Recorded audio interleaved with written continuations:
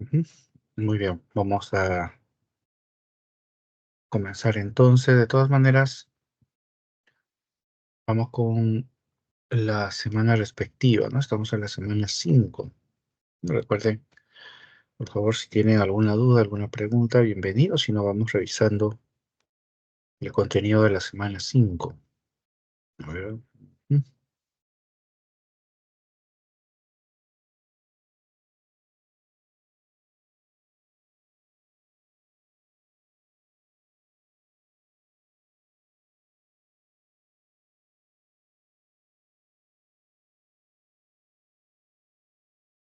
Ya.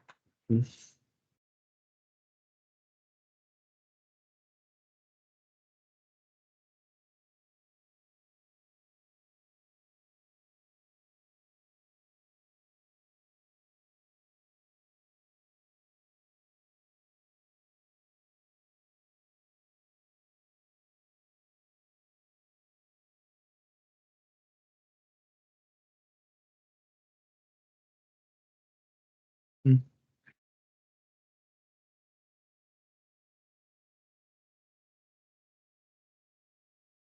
A ver, un segundo, vamos a...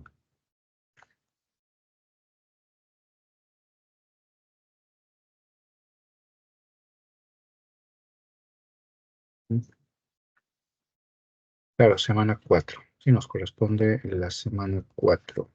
Ujú. Muy bien.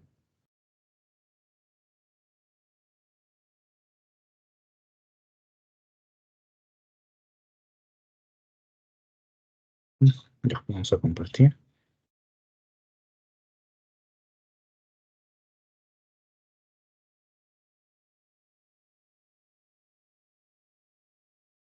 Muy bien, pues en la semana 4. Recuerden cualquier duda, pregunta, pueden Profesor, buenas plantearlas. tardes. Buenas tardes, ¿qué tal? ¿Cómo estás? Le he enviado una pregunta por el chat Ah, ya, que se a me ver, podría ayudar. sí. A ver, vamos por acá. ¿Ya? Ahí Carlos también ha ingresado. A ver, está cargando ya. Dice, ¿me podrías ayudar con esta pregunta? A ver, vamos a ver qué pregunta es. 55. Esta es pregunta de admisión, me parece, ¿no? Del examen o del simulacro. Sí, examen de la pre. O de la pre. Ah, mira. Ujú. Ya, a ver. Dice, en relación con la tragedia, marque la alternativa que contiene el valor de verdad o falsedad de los siguientes enunciados, ¿no? Bueno, los demás también lo están siguiendo, ¿no? Es una pregunta que eh, han insertado en el chat. Ya, entonces acá nos preguntan sobre la tragedia, ¿sí? Entonces, en la tragedia hemos visto orígenes y características. A ver, el coro estaba conformado por varios participantes y destacaba el corifeo. Mm, ya, a ver, vamos a agarrarlo con pinzas, ese primer enunciado, ¿ya? Porque estrictamente el coro es el conjunto de coreutas, ¿ya? Es decir, los hombres, ¿no? Que participaban con el canto y la danza. El corifeo es un solista, no forma parte del coro estrictamente, interactúa con el coro, ¿ya? Entonces, hasta ahí podríamos decir que ese enunciado uno es falso. Ya vamos a dejarlo ahí por un segundo, ¿sí? Si decimos que es falso, sería la B o la E. Vamos por ahí. Dos, dice, la tragedia excluía a las mujeres. Sus papeles eran interpretados por hombres. ¿Mm? Correcto, ¿no? En la representación dramática de las tragedias griegas, las mujeres, ¿no? O los personajes femeninos eran interpretados por hombres, ¿no? Las mujeres no podían subir al escenario por una cuestión cultural, ¿no? Más que nada por las creencias, ¿no? Y también por la imagen que en aquella época la cultura griega tenía en torno a la mujer, ¿no? Que era, digamos, catalogada con un valor inferior, ¿no? A la de muchos. En realidad, prácticamente la mujer estaba un poco más encima de los esclavos, ¿no? Entonces, entre otros motivos, por eso no habían actrices. Entonces, la 2 viene a ser verdadera, ¿no? La 2 viene a ser verdadera. Muy bien, hasta ahí. Ujú. Nos quedaríamos con la E, al parecer, pero vamos a ver. Las representaciones teatrales solo se significaban durante la primavera. No, eso no es cierto. Habían dos grandes eventos. Las grandes dionisiacas, que se desarrollaban, que era el evento principal, que se desarrollaba a inicios de la primavera, ¿no? Esto es a fines de marzo, inicios de abril, ¿no? Pero habían unas, y a estas primeras se les llamaba las grandes dionisiacas, ¿no? Pero también habían otras celebraciones en las que también se representaban obras teatrales, aunque ya no tragedias, ¿no? Sino las comedias, que eran las leneas, ¿no? Que se desarrollaban en otro momento del año, ¿no? Entonces, eh, el 3 es falso, ¿no? Hasta ahí está quedando la I. Pero vamos con la 4. Si la 4 es falso, ya la E definitivamente. La tragedia no era objeto de negocio. El coreuta era el encargado de financiarla. Listo. La E es la clave. ¿Por qué? Sí, la tragedia no se lucraba con la representación. No es como hoy en día donde el teatro es eh, o tiene, ¿no? Una dimensión relacionada con el lucro, ¿no? Se obtiene un dinero, un capital, a través de la actividad de la representación dramática, pero en la antigua Grecia no. Tenía que ver sobre todo con una cuestión religiosa, sobre todo. Pero lo que invalida absolutamente la alternativa 4 es la segunda idea, cuando dice que el coreuta era el encargado de financiarla. Quien era encargado de financiar las representaciones dramáticas, ¿no? Pagar a los actores, solventar los gastos de la escenificación y demás, ¿no? Las entradas, etcétera. Era el corega, ¿no? Corega, así como suena, ¿no? Corega. Corega era el financista de las representaciones. En cambio, el coreuta, quien se menciona ahí, era el integrante del coro. Entonces, podemos ver que la clave entonces es la E, ¿no? La E, ¿no? La única opción Profesor, verdadera es la 2. Dime. en el solucionario han puesto de clave la C y mi duda también era sobre el primer enunciado, porque al primer enunciado le han puesto verdadero. Ah, sí, le han puesto la C. Qué interesante. ¿Qué examen es? Es del año pasado. Ya, pero primero, segundo, tercero, cuarto. El primero. El primer examen. Ujú. Mm, el primer examen. ¿De qué ciclo? Ahí le mando la solución de lo que dice. A ver, voy a hacer acá.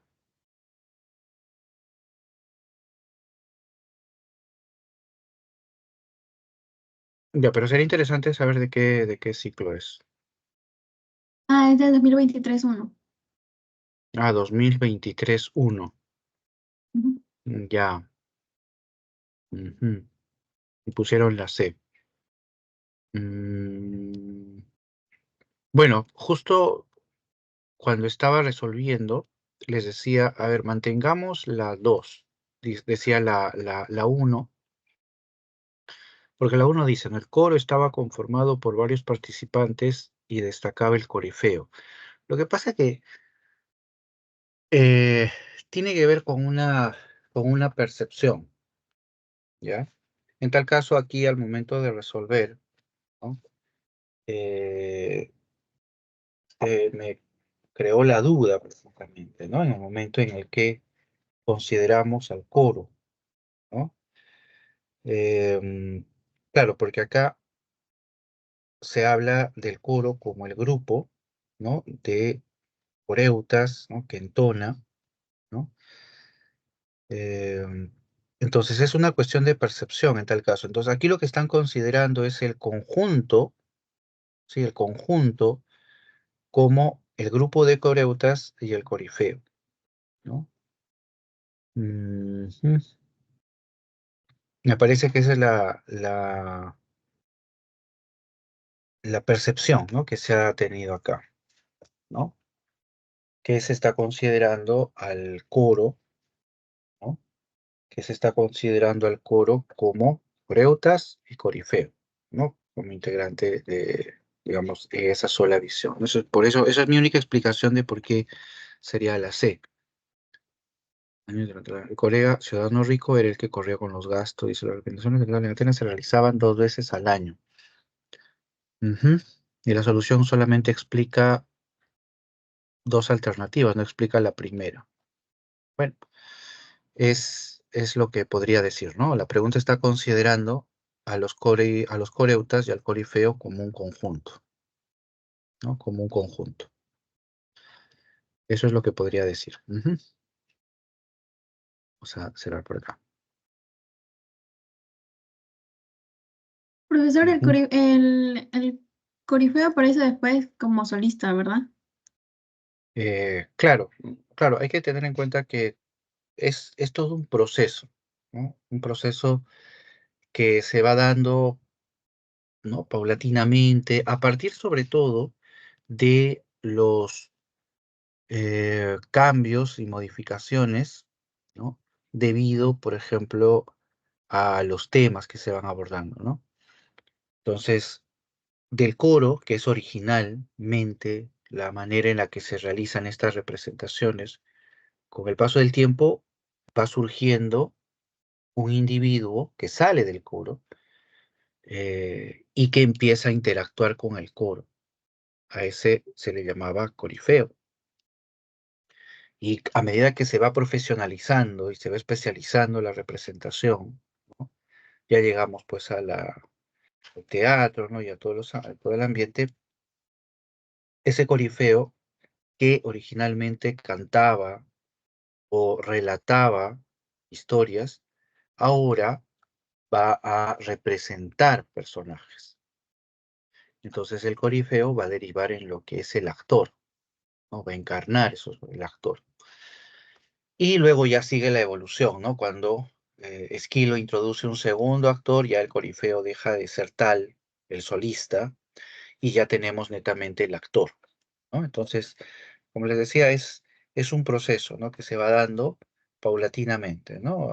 Y va acercándonos cada vez más a la representación con los actores en escena, ¿no? Ujú. Muy bien.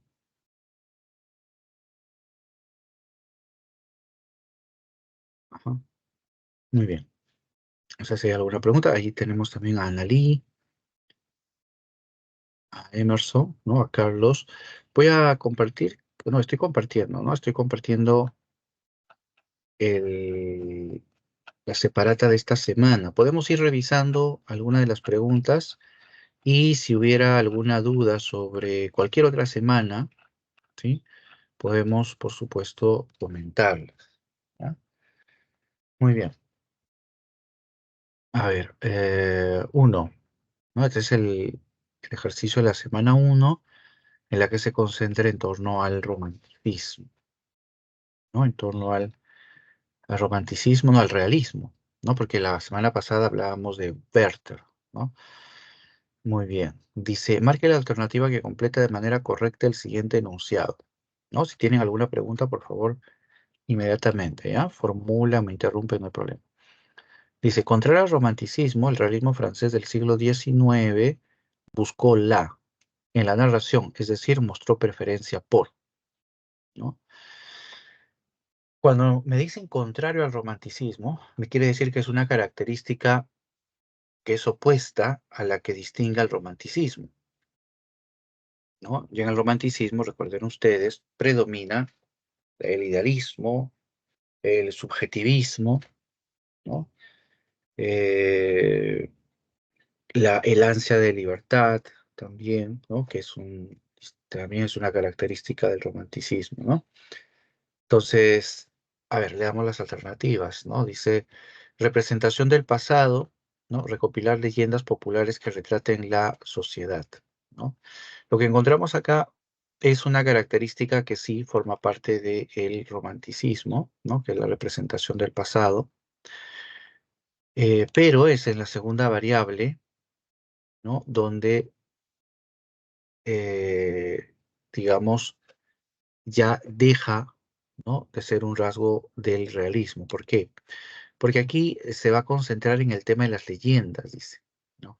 Las leyendas o la atracción hacia las leyendas es más una característica del romanticismo, ¿no? Esta idea de rechazo a la razón, de rechazo a lo formal, ¿no?, del romanticismo, lo lleva al romanticismo a tener una inclinación mayor hacia lo que es la cotidianidad del mundo popular, las creencias, ¿no?, lo legendario, etcétera, ¿no? Y entonces, la leyenda es lo que va a predominar, ¿no? Muy bien. En la B dice minuciosidad. Hasta aquí sí puede ser una característica, minuciosidad, sí, porque el realismo es muy detallado. Dice, mostró preferencia por representar los principales conflictos sociales y culturales, ¿no? El enunciado hasta aquí es correcto, ¿no? Lo que lo invalida, lo anula, es la idea de lo cultural, ¿no? El realismo tiene una inclinación por describir, ¿no?, los ambientes sociales, ¿no? Hay un deseo de interpretar la sociedad, ¿no? Eh, Hay que ver al realista, al escritor del realismo, como una suerte de sociólogo, de científico social, ¿no? Hay un enorme interés por describir y comprender la sociedad, ¿no? Y esto, ¿por qué? Porque el siglo XIX es una edad en la que, es una época en la que nace nuestra era, ¿no? Nace nuestro mundo y se va dejando atrás, ¿no?, la época del pasado, esa edad este, aristocrática, esa edad de la nobleza, esa edad que viene inclusive desde la Edad Media, ¿no? Y en el siglo XIX empiezan a surgir nuevas clases sociales, ¿no? O se consolida la burguesía, las clases medias aparecen, lo que llamamos la clase social obrera, ¿no? Eh, entonces, hay una redefinición del ambiente, ¿no? Y el artista, así como el intelectual, está sorprendido, ¿no?, de esa nueva realidad. Entonces, por eso hay un interés del realismo en describir la sociedad, ¿no? Trata de plasmar, ¿no?, esa nueva realidad que se está planteando, ¿no? Por eso decimos que el realismo tiene un carácter sociológico, ¿no? Pero no así le interesan las cuestiones culturales, ¿no? Las cuestiones culturales como conflicto se imponen sobre todo eh, más, más en lo que es Hispanoamérica, ¿no? Eso no quiere decir que no haya, por supuesto, ese interés en Europa, ¿no? Pero más esta diferencia, ¿no?, entre el europeo y el americano autóctono es lo que va a generar un interés por los conflictos culturales, ¿no?, que se refleja en la literatura del siglo XX, sobre todo, ¿no? Pero no en el realismo del XIX. El realismo europeo es netamente, o tiene netamente un carácter sociológico, ¿no? Entonces, por eso la B no es. La C dice identificación, ¿no?, de los espacios. Eso también forma parte del realismo, ¿no? Hay un interés por el detalle, por la identificación de los ambientes. Luego dice, mostró preferencia por ambientar las acciones de los personajes en el campo. Esta opción es la que invalida, ¿no? El interés principal del realismo es la ciudad, ¿no? Porque la ciudad es el nuevo espacio del personaje o de los personajes emblemáticos de nuestra era, ¿no? El burgués, la clase media, el obrero, el proletariado, como dirían otros. Ese es su reducto, ese es su espacio, ¿no? Entonces, hay un interés por abordar, ¿no?, el espacio urbano por parte del realismo, ¿no? Entonces, la C tampoco sería la clave. La D dice objetividad, ¿sí? Con la objetividad, ¿por qué?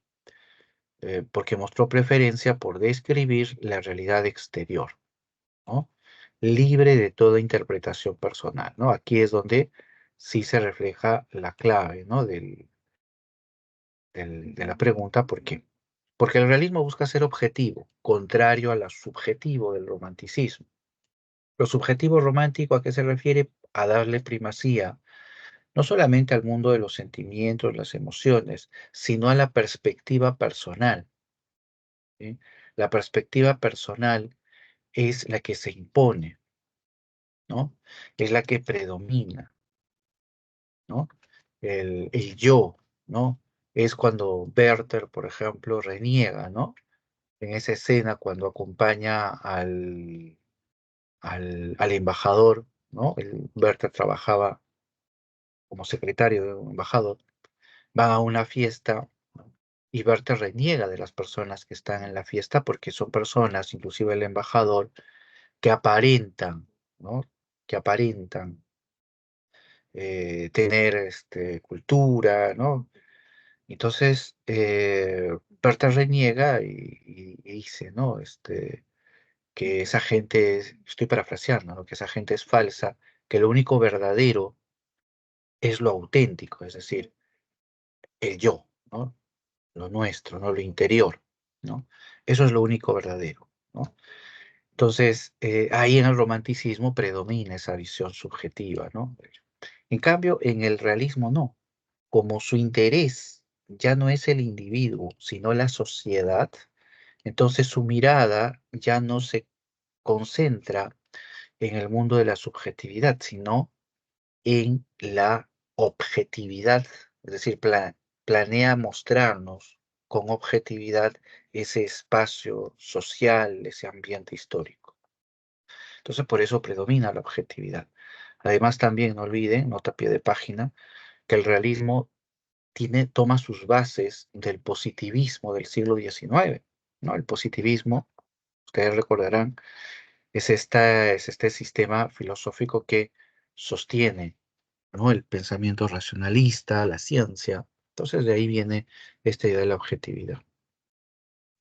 Luego dice, describir la realidad exterior libre de toda interpretación personal, ¿no? Claro, es acercarse, describir, evitando cualquier subjetividad, ¿no? Esa es la idea. Muy bien, y la E dice recreación idealizada de la sociedad. Ya desde aquí, desde esta palabrita, ya podemos invalidar nosotros el enunciado, porque el realismo no tiene nada que ver con la idealización, ¿no? No tiene nada que ver con la idealización. Muy bien, entonces dejamos ahí la D y nos vamos ahora aquí a la 2, ¿sí? Ujú. Muy bien, no sé si tendrán ahí alguna pregunta, alguna duda. Muy bien,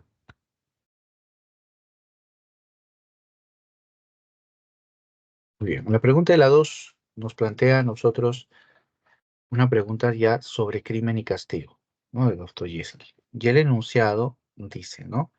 ¿Cuál es la característica de la narrativa de Dostoyevsky que se muestra en el fragmento citado de su novela Crimen y Castigo? ¿No? Nos pide identificar una característica de la narrativa de Dostoyevsky, ¿verdad? O sea, no es con respecto a la novela solamente, sino en relación a las características de la novela, ¿no? Las características. Ujú.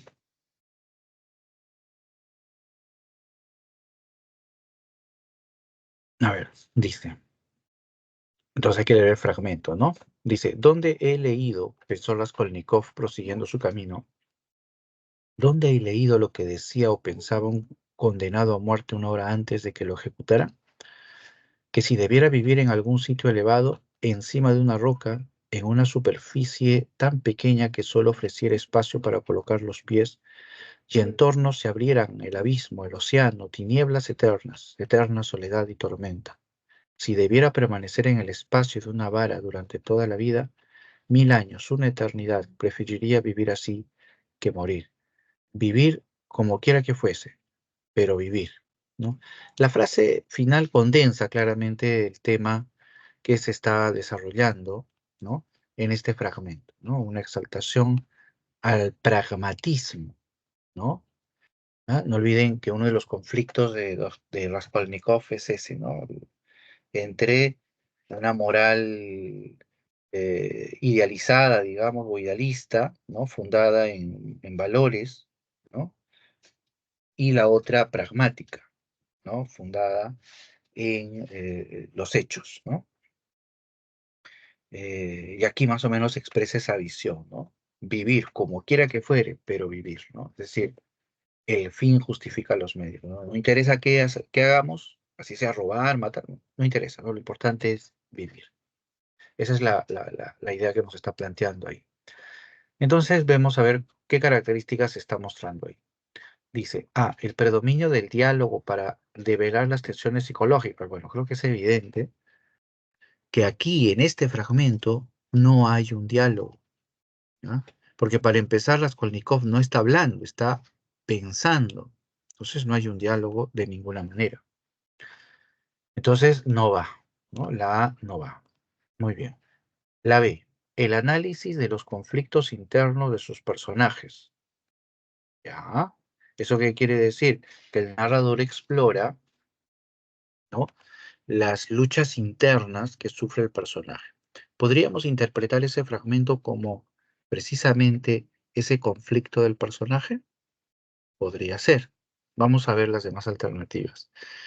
Dice, la solidaridad cristiana como medio para la reivindicación, ¿no? La solidaridad cristiana como medio para la reivindicación. Eh, es un tema que está presente en Crimen y Castigo y es una perspectiva de Raskolnikov, la idea de la religión, ¿no? Como fundamento de la reivindicación o la redención del personaje. Eh, pero eso no es lo que encontramos en el fragmento, ¿no? En el fragmento no se está refiriendo a alguna característica o valor de la religión, ¿no? Y mucho menos de la solidaridad, ¿no? Es más, el fragmento va en el lado opuesto, ¿no? Porque la idea de la solidaridad tiene que ver con la empatía, ¿no? Hay un cierto límite, ¿no? En el caso de la solidaridad. En cambio, lo que predica el fragmento es todo lo contrario, ¿no? O sea, no hay límite, no interesa, ¿no? La cosa es vivir, ¿no? La cosa es simplemente vivir, ¿no? Entonces, no, parece que no se acerca la C, ¿no? Muy bien, vamos con la D, dice el rechazo a las costumbres de la sociedad europea, ¿no? El rechazo de las costumbres de la sociedad europea.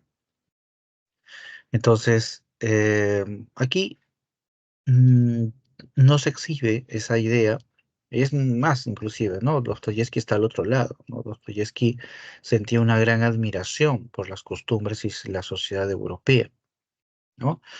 Él, él admiraba a muchos escritores, ¿no? Inclusive escritores franceses, ¿no? Del 19. Muy bien, entonces no va, ¿no? Esta alternativa tampoco va. Y nos queda la E, ¿no? Dice la preocupación por la conservación de los valores morales, ¿no? Em,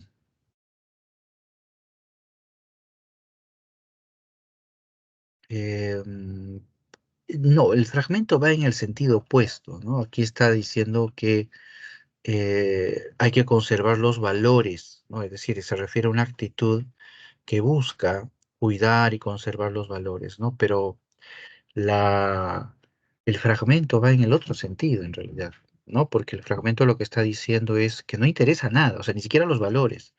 Lo único importante es vivir, ¿no?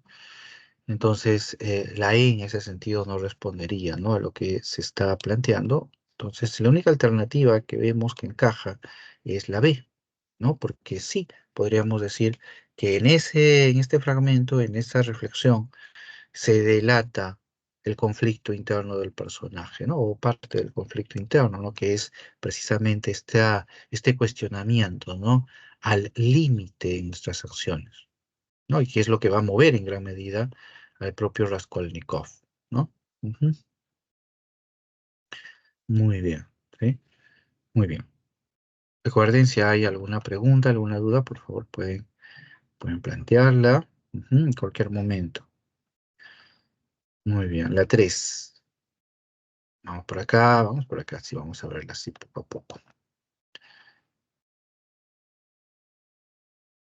nazi. Ujú. Bien, dice, un tema. Entonces nos está preguntando por uno de los aspectos que aborda el poema. El poema, la obra, ¿sí? ¿Alguien quería intervenir? Escuche el micrófono. Cualquier pregunta, por favor, ¿no? Muy bien. Eh, Muy bien, dice, un tema desarrollado en la novela Crimen y Castigo de Fedor Dostoyevsky es el amor como fuerza de regeneración moral. ¿Cuál es la secuencia que ejemplifica el tema mencionado? Entonces, el tema. ¿Cuál tema? Nos plantea inclusive el tema, ¿no? El amor como fuerza de regeneración. Quienes han revisado, ¿no? La separata y han revisado todo lo que hemos estado trabajando, en una la saca, ¿no? En una, porque de todos los personajes, ¿cuál es el símbolo de el amor, el símbolo de la regeneración moral, el símbolo de la fe cristiana? ¿No? Ya lo sabemos, pero de todos modos analicemos, ¿ya? Dice, Sonia Marmeladov cuida a Raskolnikov en Siberia, ¿ya? Muy bien, te pregunta cuál es la secuencia que ejemplifica el tema. Ya, o sea, ¿cuál de esas secuencias que se van a mencionar sería la que nos permitiría entender ese tema, ¿no? El de la regeneración moral. Entonces, Sonia Marmeladov cuida a Raskolnikov en Siberia. Está bastante bien esa alternativa. ¿Por qué? Porque Raskolnikov es sentenciado, ¿no? A trabajos forzados y enviado a Siberia. Y la única persona que lo acompaña es Sonia, ¿no? Y Sonia cuida de Raskolnikov, ¿no? Y no solamente de Raskolnikov, cuida de todos en realidad, ¿no? A Sonia, todos los prisioneros la estimaban muchísimo porque ella no solamente cuidaba a Raskolnikov, repito, sino también veía por los demás, ¿no? Les llevaba comida, les llevaba mensajes de sus familias y etcétera, ¿no? Entonces ahí es donde Raskolnikov va comprendiendo, ¿sí? En la imagen de Sonia, la capacidad del ser humano por el otro, por solidarizarse con el otro. Porque recordemos que Raskolnikov está en el otro sentido. Para Raskolnikov, todos los seres son abyectos, es decir, son seres sin importancia, ¿no? Y al considerarlos de esa manera, Raskolnikov es capaz de matarlos por eso, ¿no? Porque para él hay un fin superior y por lo tanto, si hay que matar a alguien para alcanzar ese fin, pues hay que hacerlo, ¿no? Esa actitud carece totalmente de una empatía, de una solidaridad con el prójimo. Entonces, lo que Raskolnikov ve con Sonia es esa actitud, ¿no? Y esa actitud es la que va generando en Raskolnikov precisamente un sentimiento hacia Sonia, ¿no? Cuando Raskolnikov descubra que se ha enamorado de Sonia, en ese momento Raskolnikov siente este momento de regeneración. ¿Por qué? Porque Raskolnikov se da cuenta que es un ser humano, se da cuenta que es una persona eh, que puede sentir empatía por otra, ¿no? Porque Raskolnikov, el dolor y la confusión que siente Raskolnikov es sentir que no puede eh, eh, eh, amar al otro, ¿no? Es más, no solamente que no puede, sino que no quiere, ¿no? Raskolnikov siente que ese es el camino, ¿no? No puede sentir aprecio por el otro, que ese es el camino que le deja su experiencia, ¿no? Su existencia. Entonces, Sonia lo que le enseña es eso, que él tiene esa capacidad de amar al otro, ¿no? Entonces, en ese sentido, Sonia se convierte, sí, en esta fuente de amor que logra la regeneración moral del personaje, ¿no? Entonces, hasta ahí la clave podría ser la A. Vamos a ver las demás alternativas. La B dice, Dunia decide casarse para ayudar a Raskolnikov, ¿ya? Dunia decide casarse para ayudar a Raskolnikov. Sí, la hermana de Raskolnikov se quiere casar con el Vidrigailov, ¿no? Que es un hombre enloquecido, ¿no? y uno de los personajes malvados, ¿no? de la novela, y decide casarse de Dunia por dinero, ¿no? No por ambición de Dunia, sino porque ella necesita ese dinero para ayudar a Raskolnikov, ¿no? Raskolnikov, recordarán, es un estudiante de Derecho, está en la universidad, pero ya no tiene dinero, ¿no? Las únicas personas que lo mantienen son su hermana y su madre.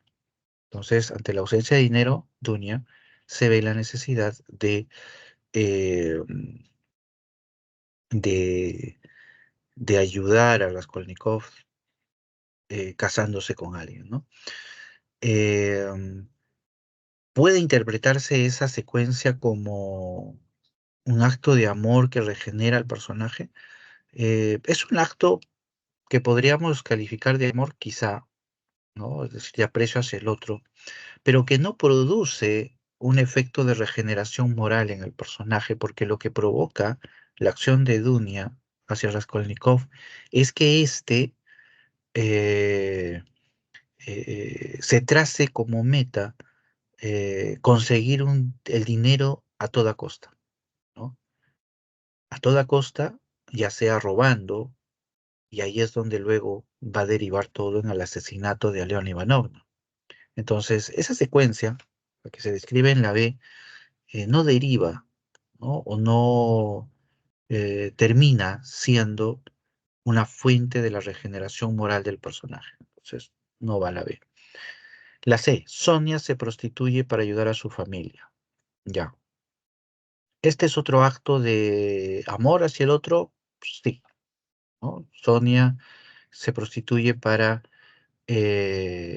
y ya lo borré, ¿no?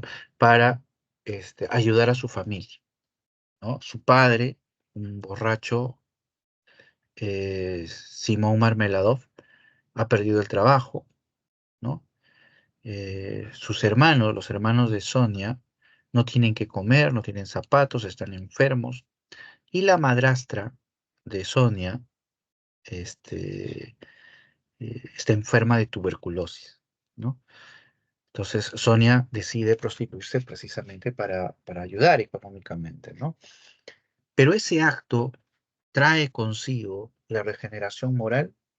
No, Marmeladov al final se aprovecha hasta de Sonia, ¿no? Porque termina embriagándose con todo el dinero que ella consigue en la prostitución. La madrastra de Sonia la obliga a prostituirse, en realidad, es la que en gran medida la, la envía a prostituirse, ¿no? Los hermanos ahí no tienen mayor influencia. Cuando Raskolnikov se entera de lo que hace Sonia, no hay un cambio en el personaje de Raskolnikov, ¿no? Sino lo que hay es una furia mayor, ¿no? Porque Raskolnikov actúa, no voy a usar la palabra cólera, pero actúa con, con mucho odio a lo que sucede, ¿no? A las injusticias, ¿no? Raskolnikov ve muchas injusticias, ¿no?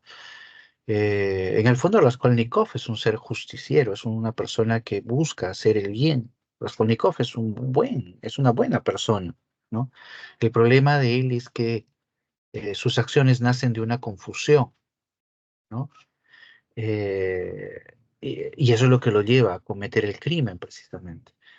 Pero yendo al hecho concreto de la prostitución de Sonia, eso no provoca en Raskolnikov un cambio moral, sino la enervación, en tal caso, de la actitud o acaso la confirmación misma de las injusticias sociales que aprecia Raskolnikov, ¿no?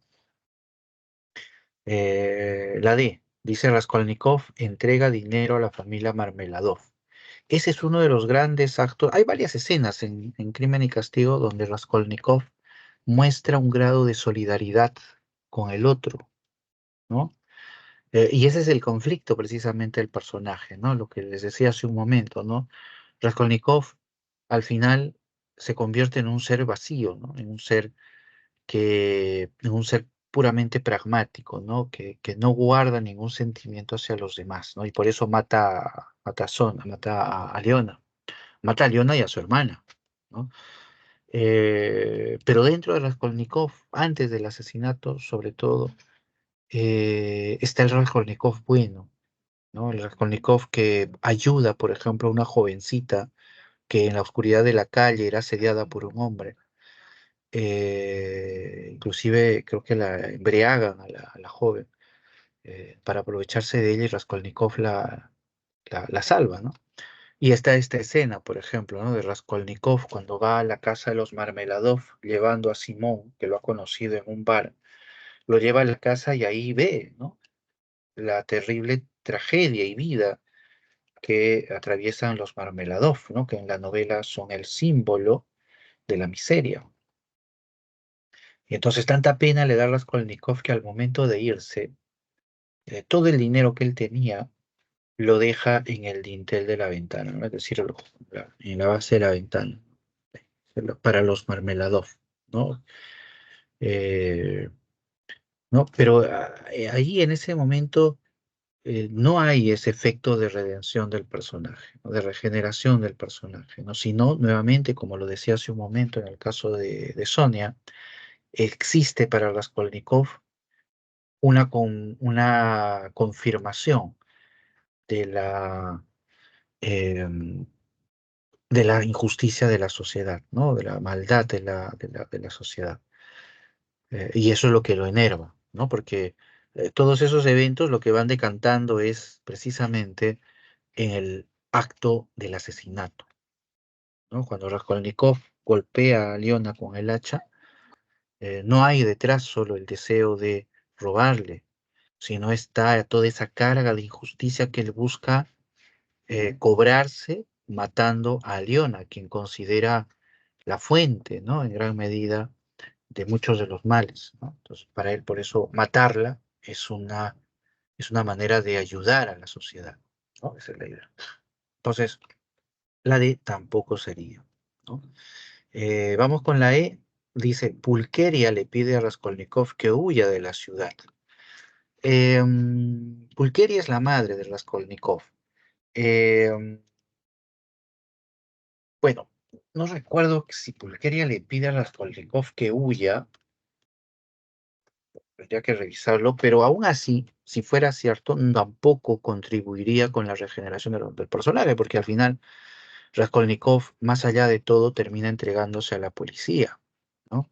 Claro, uno dirá, pero, profesor, pero al entregarse a la policía hay una acción de regeneración moral, ¿no? El personaje está aceptando su crimen. Bueno, eso no es así en realidad. Raskolnikov se entrega a la policía no porque esté arrepentido, no porque diga, uy, maté a Leona, pobrecita, tengo que pagar mi culpa. No, Raskolnikov se entrega a la policía porque él está defraudado de sí mismo, porque Raskolnikov creía ser el hombre extraordinario, el hombre superior, el que estaba más allá del bien y del mal, el que podía hacer y deshacer todo.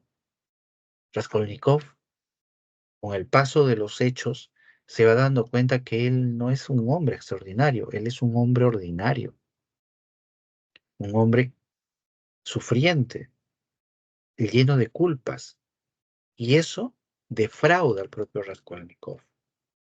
Y entonces, por no ser el hombre extraordinario que él creía ser, es porque se entrega, es por ello porque se entrega a la policía. Entonces, Raskolnikov no lo hace arrepentido, no es que se esté arrepintiendo y voy a pagar mi culpa, no, sino lo hace como un castigo sobre sí mismo. No, no soy el hombre extraordinario, soy un hombre común, ¿no? Entonces, ahí, en ese momento, no hay una redención o una regeneración moral del personaje, ¿no? Repito, Raskolnikov, al entregarse a la policía, no está regenerándose todavía, no está, por el contrario, está aún sometido, ¿no? A esa idea de la moral pragmática, ¿no? Entonces la E tampoco sería, ¿no? De ninguna manera. Entonces solamente nos queda la A. Sonia Marmeladov cuida a Raskolnikov en Siberia, ¿no? Esa secuencia despierta en Raskolnikov el sentido de solidaridad con el otro, ¿no? Y es lo que precisamente lo reivindica o lo regenera el personaje, ¿no? Lo rescata precisamente de ese mundo en el que él había caído, ¿no? ¿Mm?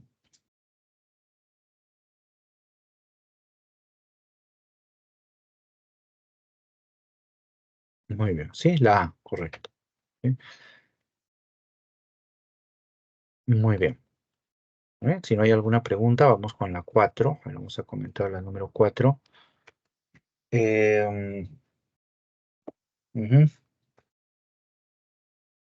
la número 4. Dice, marque la alternativa que completa de manera correcta el siguiente enunciado sobre la novela Crimen y Castigo de Dostoyevsky. Dice, la moral, para completar, incita a Raskolnikov al asesinato, porque esta moral considera, con respecto a Leona Ivanovna, que, bueno, la única pista que tenemos para guiarnos es la idea de que esta primera variable, ¿ah?, provoca el asesinato, dice, ¿no? Provoca el asesinato. Entonces, sobre esa base, vamos a ver las alternativas, es decir, las variables, ¿no? A ver, la moral antihumanitaria incita a Raskolnikov al asesinato. Bueno, eso es cierto, ¿no? Porque, bueno, saliendo un poquito de la pregunta, eh, claro, el hecho concreto de que Raskolnikov termine matando a Sonia es producto de la moral intelectualista del personaje, ¿no? En cuanto ve el asesinato de Sonia como una manera de ayudar a los demás, ¿no? Porque la idea de Raskolnikov era matar a Leona y de ese modo iba a evitar que ésta siguiera eh, esquilmando a las demás personas, ¿no? Ella, recordarán ustedes, era una prestamista y con los intereses, ¿no? Ella lucraba, ¿no? Enormemente.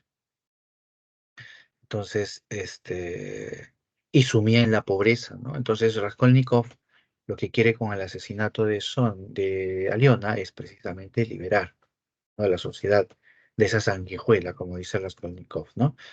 Entonces, sí, la moral antihumanitaria está detrás, ¿no? Pero veamos la segunda variable. Hasta ahí parece que la A es la clave. Dice luego, porque esta moral considera con respecto a León Ivanovna que las ambiciones del ser humano constituyen su destino. No tiene nada que ver esa segunda variable.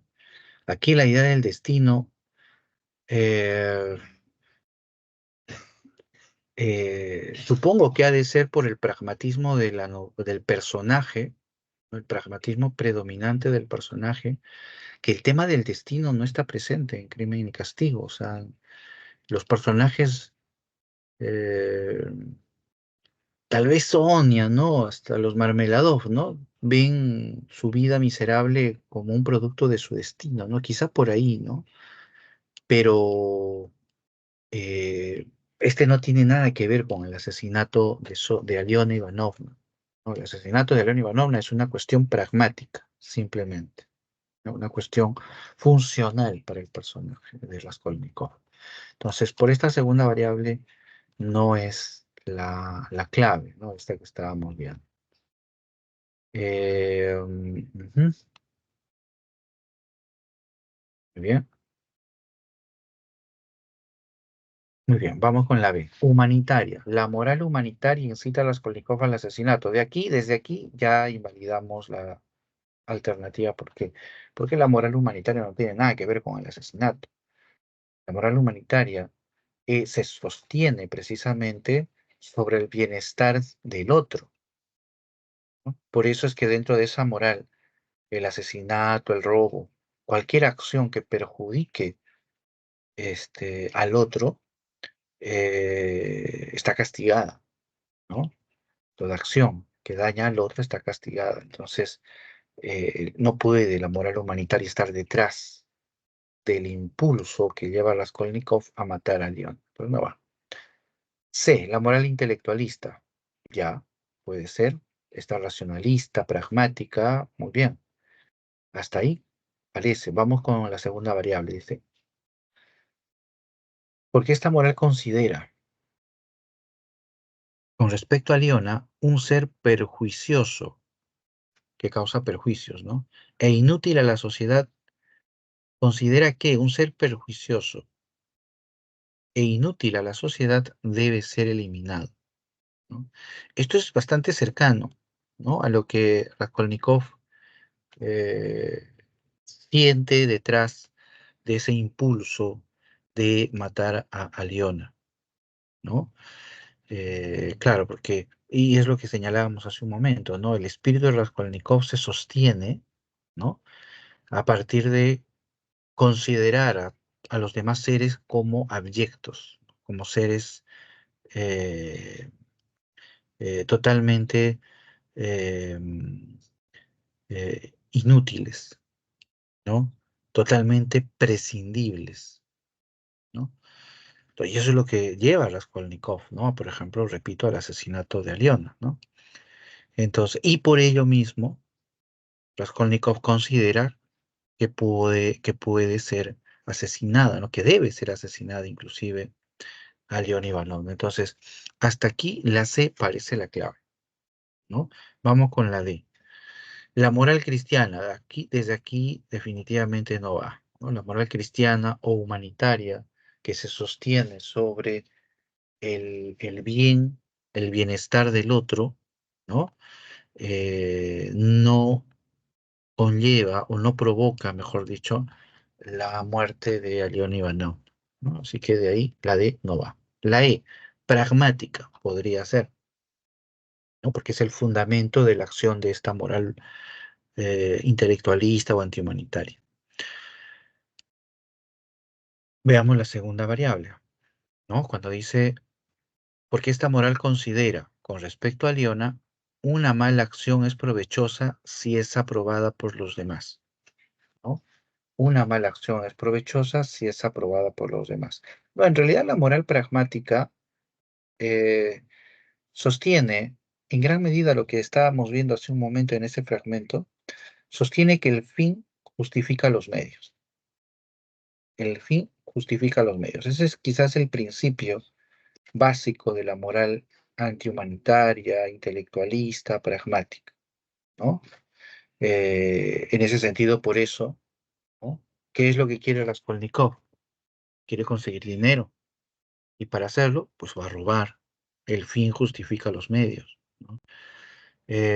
Raskolnikov quiere el bien de la sociedad, pero para lograrlo, ¿qué va a hacer? Pues va a matar a esta usurera, ¿no? El fin justifica los medios. Ese es el principio, ¿sí?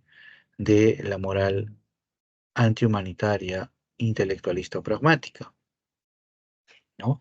Pero lo que invalida la alternativa E es la parte final del enunciado cuando dice que esa acción provechosa, ¿no? A pesar de ser una mala acción, deberá ser aprobada por los demás, ¿no?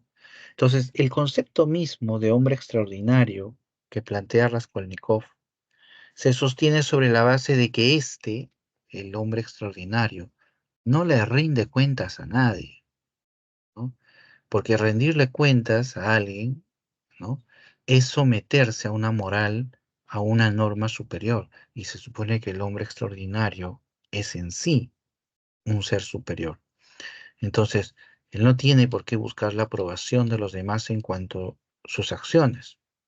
Entonces, por eso, la alternativa E no tiene razón de ser, ¿no? Dentro de ese enunciado que estamos viendo. Entonces, como podemos ver, la única clave que encaja dentro de la propuesta es la C, ¿no? ¿Mm? Es la C. Ujú. Vamos a ver, ahí está precisamente la clave, ¿no? La C. Muy bien. Y vamos con la última pregunta, ¿no? La pregunta número 5. No sé si hay hasta aquí alguna pregunta, interrumpan, ¿ya? Si tienen alguna duda, simplemente abran el micrófono y planteen la pregunta o también pueden escribirla, ¿sí? A través del chat. Ujú.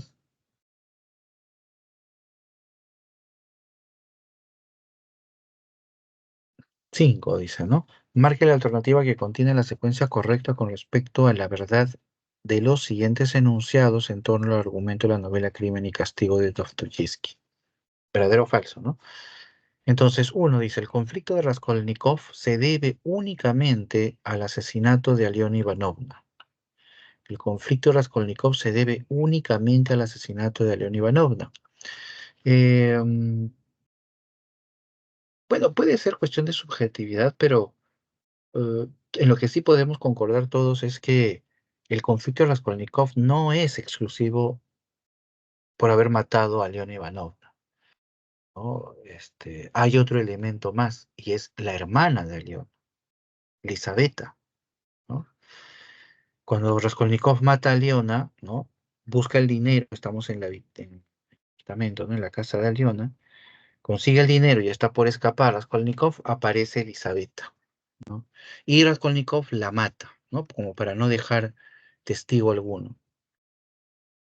La muerte de Elisaveta es lo que en gran medida atormenta a Raskolnikov, porque para él, Aliona murió y murió bien, ¿no? Tenía que morir. Pero ¿hasta qué punto ese pragmatismo, el fin justifica los medios, le resulta coherente a Raskolnikov? ¿Por qué? Porque lo que pasa es que Elisaveta era una persona totalmente opuesta a León Ivanov. Elisaveta era buena, era una mujer muy creyente, religiosa, y es más, era amiga de Sonia. Hay una escena precisamente donde Raskolnikov está conversando con Sonia y se entera de que Elisaveta es la la amiga de la conocida de Sonia, y Sonia misma dice, ¿no? ¿Quién habrá sido el monstruo que mató a este ser puro? Y Sonia tenía, ¿no? Llevaba consigo un crucifijo que le había regalado precisamente Elisabetta, ¿no? Entonces, eh, el tormento de haber matado un ser absolutamente inocente, ¿no? Porque Aliona, dentro de la lógica de Raskolnikov, tenía sentido, ¿no? O sea, al final era una usurera, pues que muera, ¿no? Dentro de la lógica de Raskolnikov, ¿no? Pero Elisaveta, ¿qué culpa tenía? Ese es el fundamento, una de las bases del conflicto de Raskolnikov, ¿no? Entonces, la uno no puede ser verdadera porque no importa si es más o menos, lo cierto es que la muerte de Elisaveta es uno de los motivos del conflicto de Raskolnikov. Dos, la familia Marmeladov vive en la pobreza y eso produce el rechazo de Raskolnikov. La familia Marmeladov vive en la pobreza, sí, como les dije hace un momento, es el símbolo de la miseria en la novela, ¿no?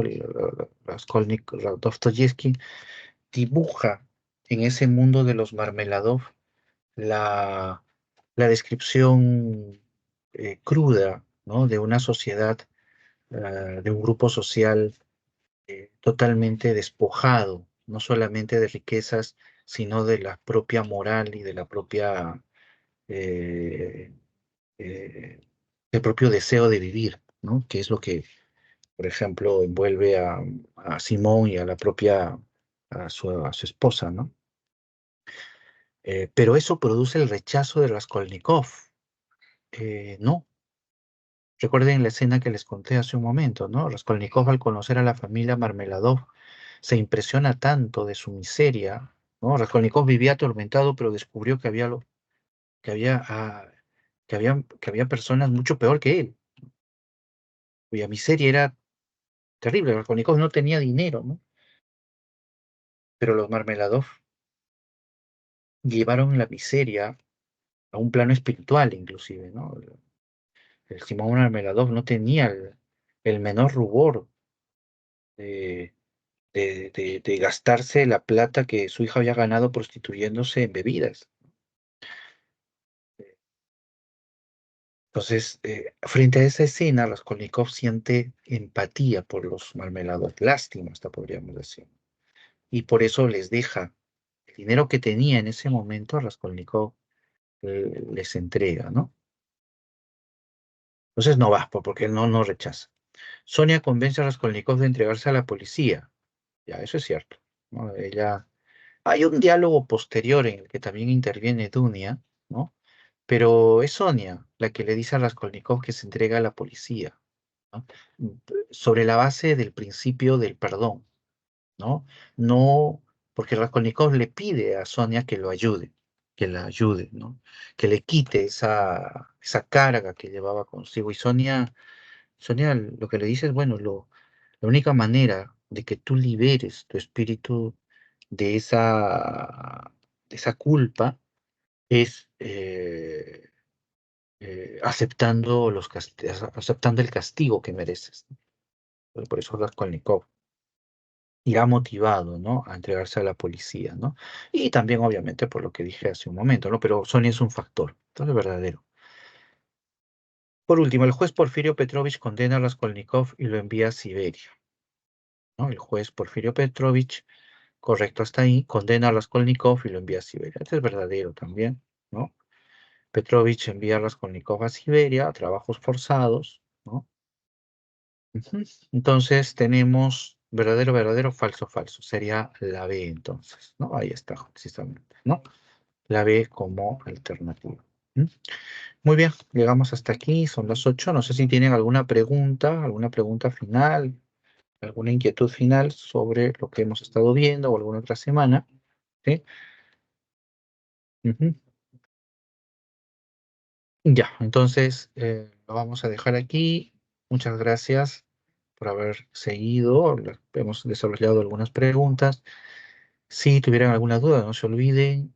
El día de mañana estamos de 6 a 8 en consultas académicas.